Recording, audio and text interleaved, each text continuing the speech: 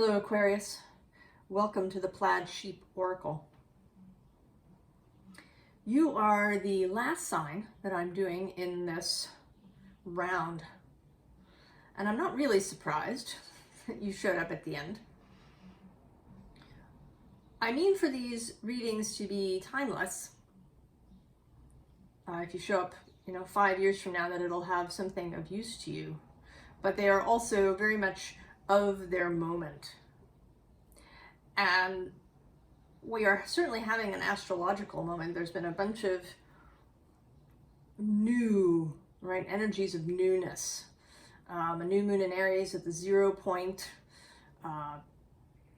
signs or planets shifting signs. Saturn moved into Pisces, Mars moved into Cancer after 7 months in Gemini. And Pluto has taken his first step into Aquarius. Now he's not going to get very far. He's not even going to reach, fully 1 degree. He's going to stick in that 0 degree space. And then around June, he will retrograde back into Capricorn. We'll spend the next 6 months in Capricorn. And then in January of next year, January of 24, he will move back into Aquarius, spend a number of months there, and then again in September, go back to Capricorn. And then finally in November, I think on the 19th of November, he will return to Aquarius for the final time, and then he will be there for the next 19 or so years till 2044. So he hasn't moved in there really completely. This is still a transitional phase. But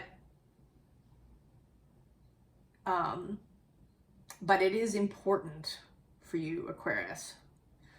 And I think that you are bringing up a bunch of things for yourself to think about now, as we have this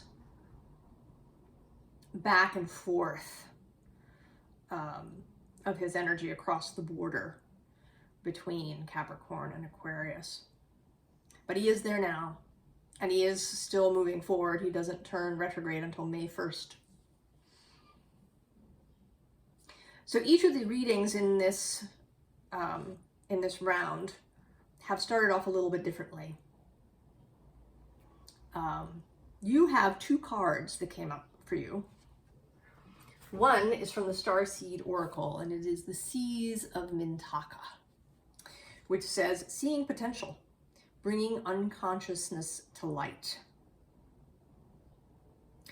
And certainly there is a sense of Aquarius here, right? There's this starry sky background, and then there's this ocean view, right? Aquarius as an air sign, but as the water bearer.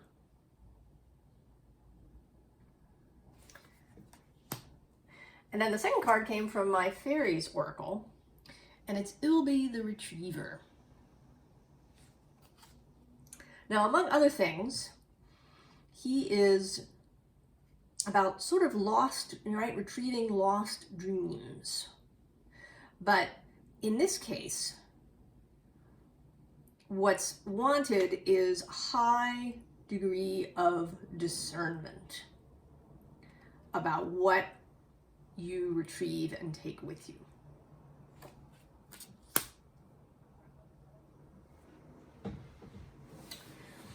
So Pluto does show up here in the reading out of the gate as the dragon. It says power and strength. And actually right underneath the dragon is the Merlin. Alchemy, justice, balance.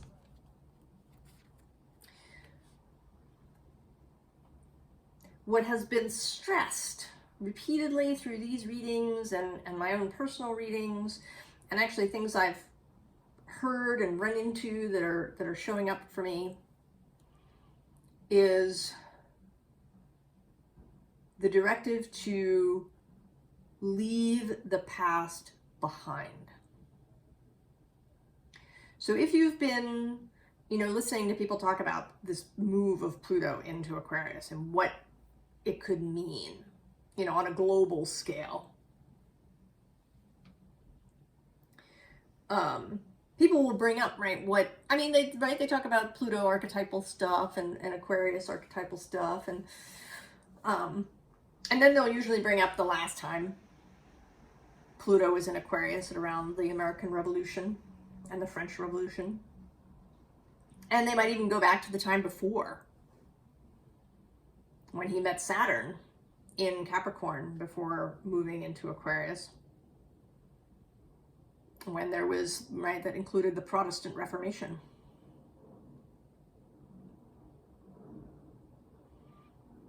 And it's really tempting to do this, to go back and to check out what happened before.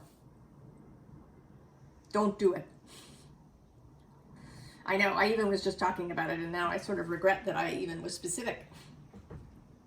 Don't do it.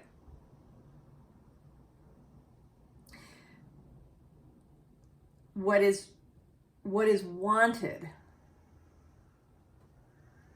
is to find a new path, because it is totally possible to create a whole new future, right? We've been talking on this channel about new timelines, about not just metamorphosis, but mutation, right? Which can take you from this space to suddenly over here, right? Often in a single move, right? A mutation can change something radically, even more radically than metamorphosis in a way, right? Metamorphosis is sort of expected, right? Like we talk about, snakes shedding their skin, or butterflies turning, caterpillars turning into butterflies. But in each of those cases, there's kind of an expected result, right? We the caterpillar knows, right? There's an innate knowing that the caterpillar has, that when it starts to turn, right, it winds itself into the chrysalis, it turns to goo, and then reforms as the butterfly. I believe that the caterpillar has a knowing of this, that it isn't suddenly surprised. Right? Humans may not know about these things when they're happening, but I think that caterpillars do. But a mutation, that can give you a totally unexpected result. Right? Like you go into the chrysalis, you think you're going to come out a butterfly, and instead you come out a bird, or a lizard, or something completely different.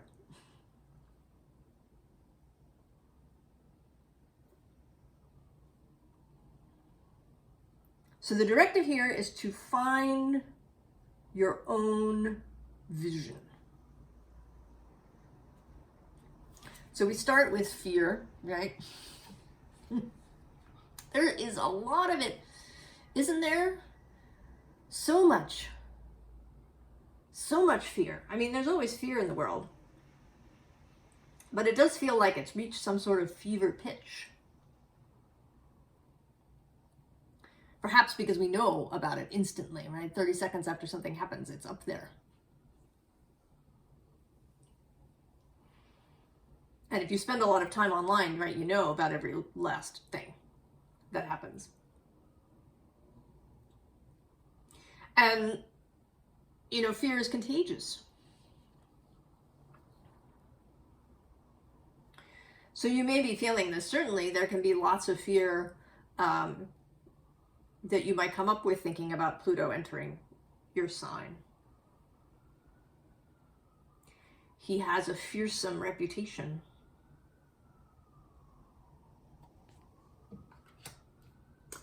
But, right, it's like the serpent. The subtitle here is knowledge and healing.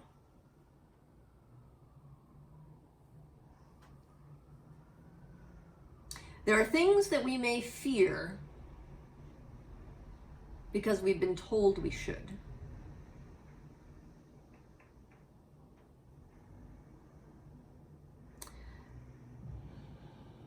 Right? And it may not really be true.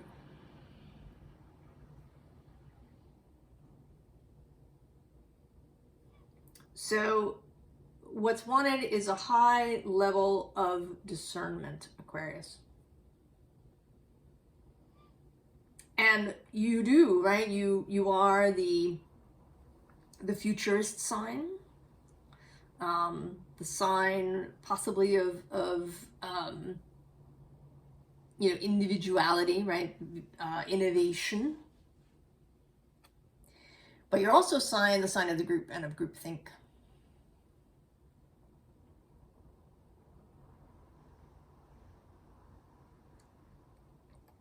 So what is, right, what is called for is a high level of discernment about what you take in and what you believe as truth. And the High Priestess comes out here. Using your own intuitive discernment.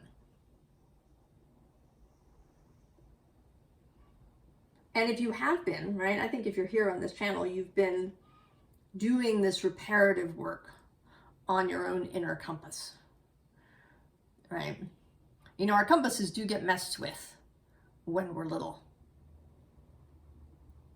And we have to return them, right? We have to recalibrate them back to true north,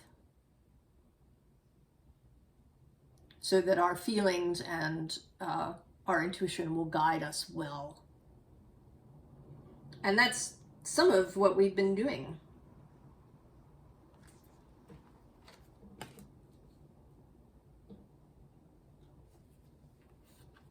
And then there's the call to newness.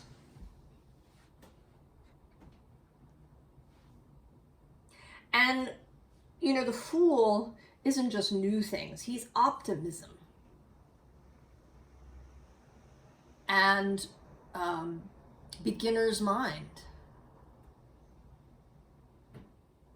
The Fool doesn't know what they're walking into.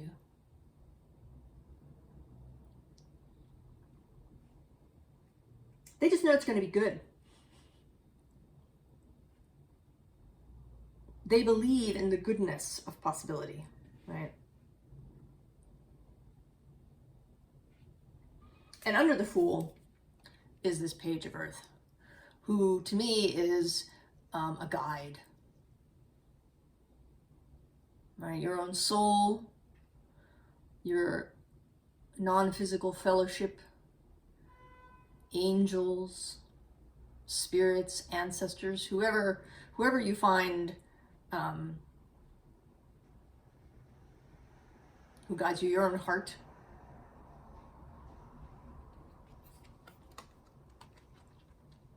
All right, so these two,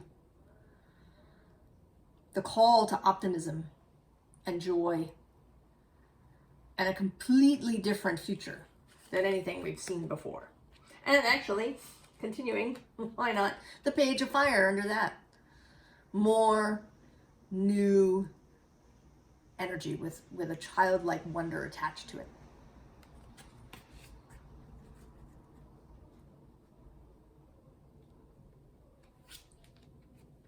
Expect that. As you're peering sort of into the future, put on your rose-tinted glasses. I mean, hers aren't rose-tinted, but they're like butterfly glasses.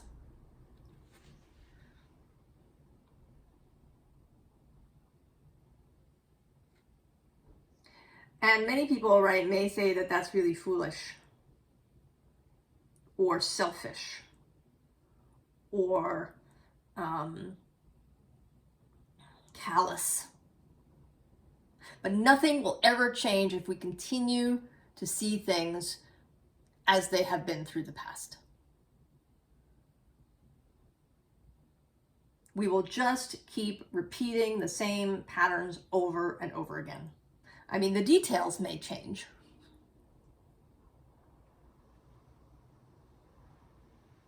But if we cannot envision a beautiful future, it's not going to come.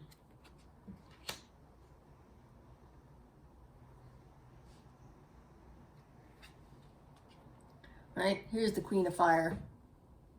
Aries energy. That's also Fool energy for me. And here, her heart lit up. She is calm.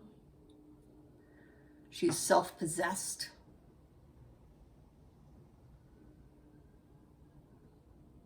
And she is, as, right, I think all of the court cards, at least the queens and kings, she is in her integrity. She is whole and complete.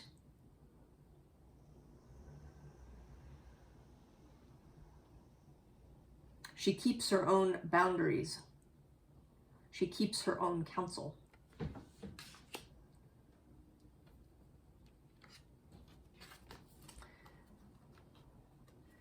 And then this 9 of water and 2 of water. Emotional sovereignty, emotional balance, self-love, self-compassion, knowing that you are worthy of love and belonging. You know, and if you really know that about yourself, you can be really generous, right?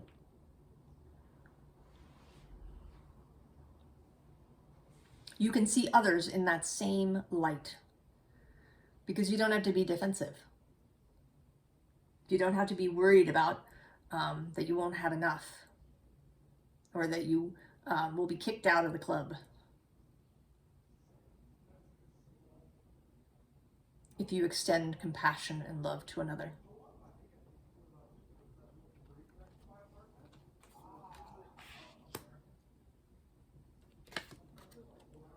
And then the 8 of fire.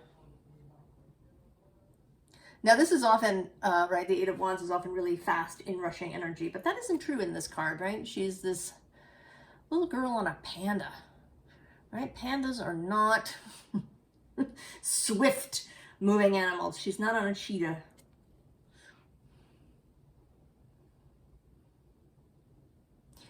Right, this is about joy and fun and humor. Got to keep humor.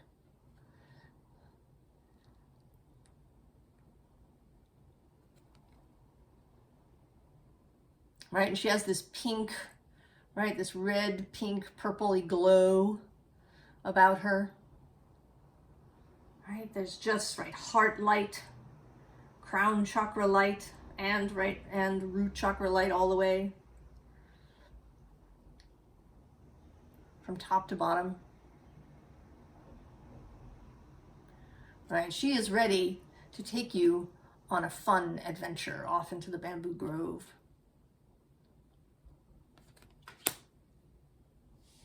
But you have to be willing to go with her.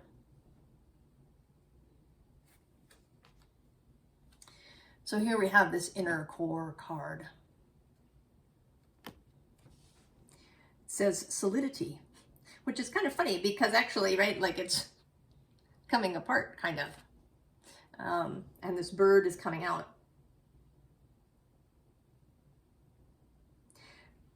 But it may actually, right, you know, I see this, right, as a coming out, but it could also be a coming in, right, like the pieces coming back together.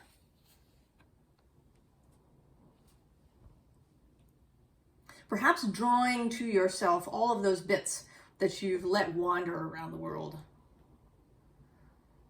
Bits of yourself, bits of your power that you've given away to the system, to your family, to your friends, to cultural norms, to cultural requirements, whatever it may be.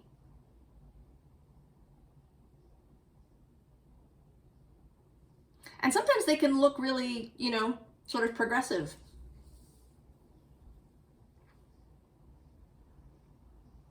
But they're not actually for you, right? They don't work for you. Right? You can feel a wrongness about them for you. It's time to draw all of those back into yourself.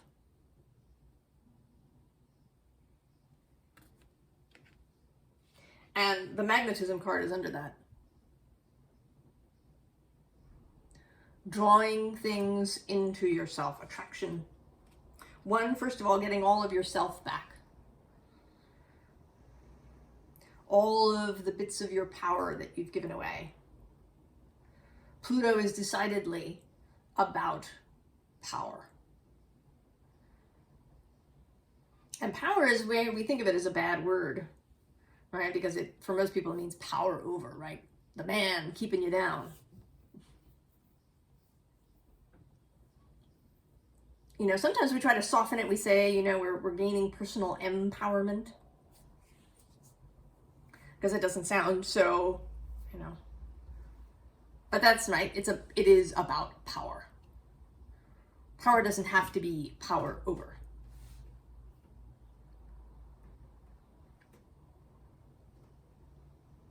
It is about the ability to create something beautiful for yourself and others.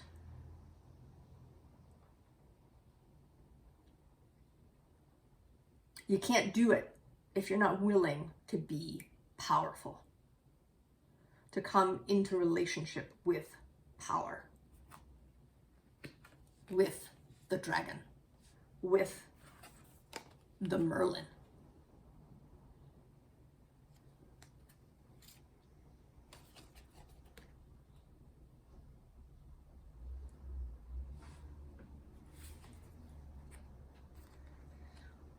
So we have this gravity card here. The subtitle is groundedness. And it's kind of a weird card, right? Because, in one sense, right, groundedness can be good, right? To be well grounded in what you want. But these butterflies, right, are struggling to lift her. So there's kind of a contradiction in this card. And I think that what it wants to say is that you do, right, that you need to be grounded in your own self. But that you need to be willing to release those things that rather than grounding you, weigh you down.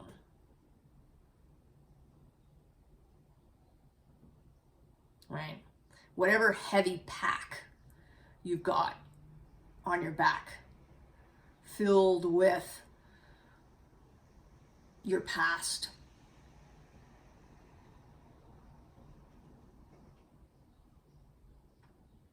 Your past has served a beautiful purpose, right? Everything that you've done nothing is wasted. Everything had purpose. You created experience. You got skills. You got knowing.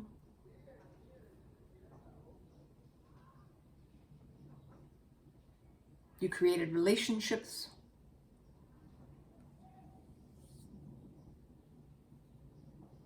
All of that is beautiful.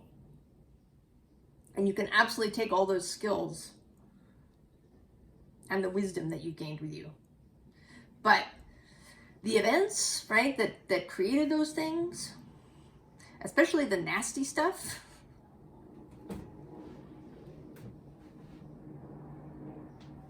if you replay any of that, if you use what came before as a map to what might come next, stop it. Just stop. When you find yourself moving back there in your mind, reroute yourself.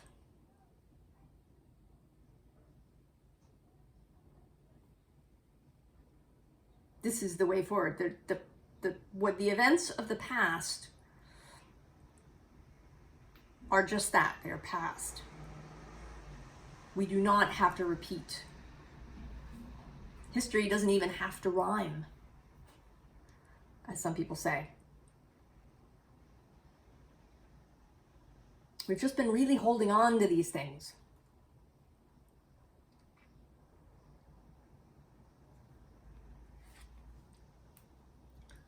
Then this dark matter. Embrace not knowing.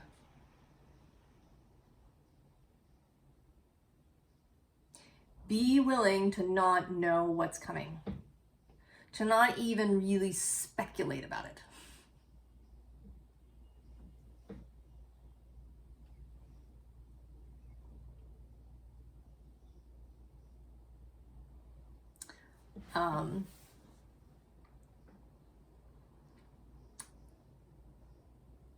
People can have the best intentions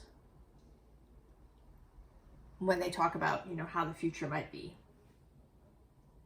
What these next transits will be about. It doesn't matter. All that matters is keeping your channel clear.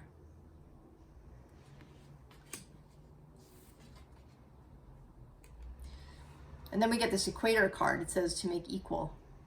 And I think this is, one, it is about balance. But also about being able to hold paradox.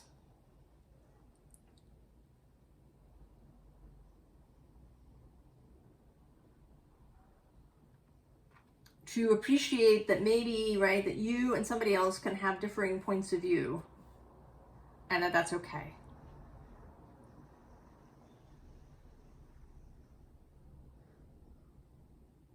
That if you believe there's a way forward together, you can create it.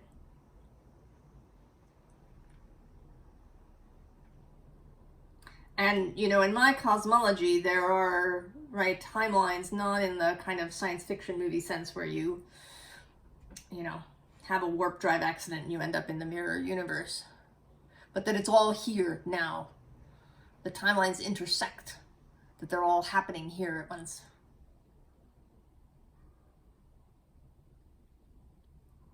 That some aspects of them are shared and some aspects are not. That you can walk around in your timeline while somebody else walks around in theirs. And sometimes you will intersect and sometimes you won't.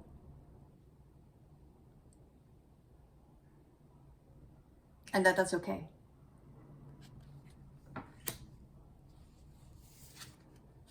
And then magic. Believe it. I mean, I'm presuming, right, that if you're here at a tarot card reading, that you are at least open to believing in magic, like really magic, like things changing in an instant, like miracles occurring, like your own timeline existing where things could be gorgeous. Even if the timeline of, somebody you knew is not gorgeous.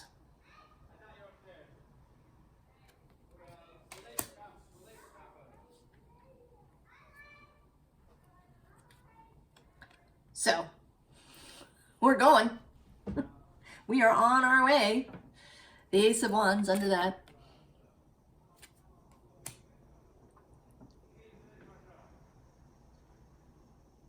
And we have choices, right? You can hang on to the swords that, right, are stuck in your heart. You can replay difficulties from your own life or from, public life. You can catastrophize. You can torture yourself with fearful thoughts. You can allow other people's fears to take you over.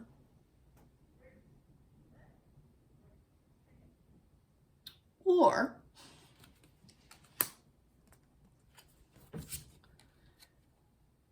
you can choose differently. You can choose to know your own stability,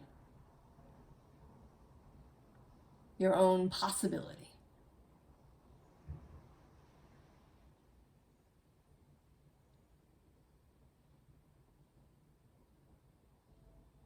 Right, this King of Pentacles, this is traditionally a Taurus card.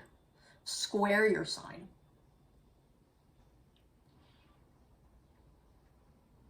But I think, right, that all the elements, right, that air and earth can absolutely work together. I mean, it actually happens all the time, certainly in nature, right? Pollen and seeds that are very earthy things are carried on the wind to create new life.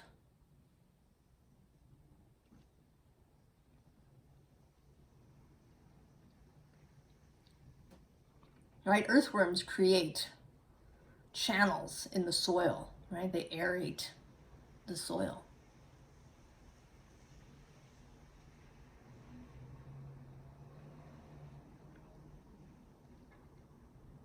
Oxygen and carbon dioxide are integral to life on Earth. The magician uses all the elements together. He knows that they all work together. That, right, that none of the elements are incompatible.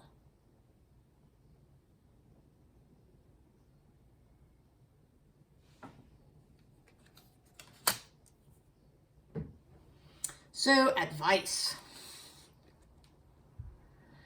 We get this strength card, and this goddess, this is the goddess Tarot Oya. She is an African goddess, an Orisha. She is sometimes called of wind and storm. Right? She's like your goddess. It's interesting, right? Strength is Leo's card, but she is a goddess of air and storm and wind. So that Aquarius Leo axis that is always available to you, that Leo heart-based and childlike view of the world, the individualism of it, the Leo bonfire that people can gather around, and then your air, your view of community,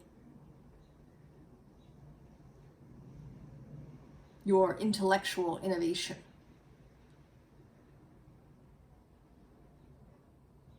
And there may be storms coming. They may already be here. So maintaining, right, your own self-integrity, your wholeness. And then we get this Prince, Knight of Swords, and this particular one who stands with his hand on his heart. Clear channel, clear communication. Knowing your own heart. Knowing what is true for you. Knowing how you see the world and what you want to see for the world. And focusing there rather than toward the past. All right, Nine of Swords, there may be, right? There may be times that will feel like this. And the answer to that is A, the Prince of Swords, right? Coming back to yourself, drawing back your own power from wherever you've dropped it. And then love.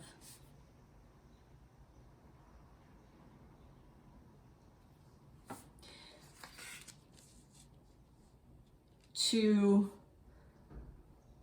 to love yourself, to love others, to be willing to be open in that way. And you can do that if you know, right? If you know your own worthiness, your own beauty, your own gorgeousness.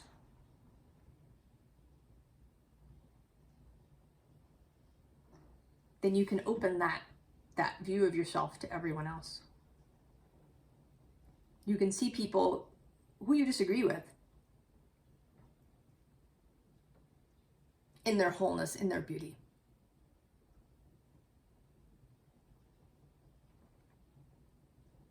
You can envision a more beautiful future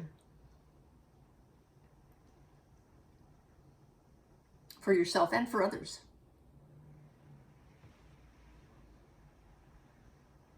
Be willing to be powerful. And be willing to see a positive future. Be willing to ignore all those people that want to jump up and down about all the horrible things that are going to happen. Right? That can take courage to say no to the majority view, or what seems to be the majority view.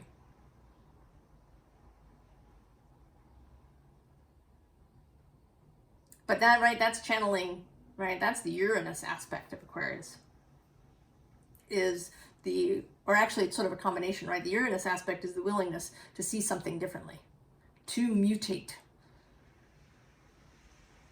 And then the Saturn aspect of Aquarius is the ability to hold that line, to hold your own power.